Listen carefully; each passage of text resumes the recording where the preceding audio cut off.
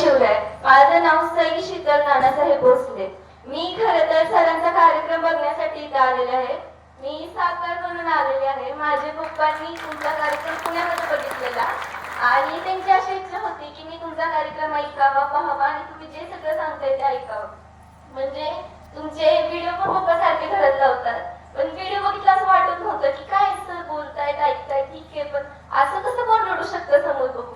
पण आज मला खरंच कळलंय की तुम्ही काय बोलता आणि कसं बोलता आणि खरंच रडायला येतं. आणि तुम्ही जे बोलला त्यात खरंच सत्य आहे. माझ्या पप्पांनी 24 वर्ष या देशाची सेवा केलेली आहे आणि मी स्वतःला खरंच खूप भाग्यवान समजते की एका अशा माणसाची सेवा करण्याचं भाग्य मला लाभलंय की ज्यानं 24 वर्ष या देशाची सेवा केलेली आहे. आणि आम्ही सख्या 3 बहिणी आहे आणि मुली सांभाळण्यासाठी काय सामर्थ्य लागतं ना हे फक्त एक बापच समजू शकतो. आणि 3 मुली सांभाळणं हे खरंच सोपी गोष्ट नाहीये आणि मला गर्व आहे की मी त्यांची मुलगी आहे आणि मला आयुष्यात असं काम करायचंय की तर नाही अभिमानाने सांगता आलं पाहिजे की हा खरंच ही माझी मुलगी आहे. धन्यवाद. एवढं बोलून मी माझे 2 शब्द थांबवते आणि खरंच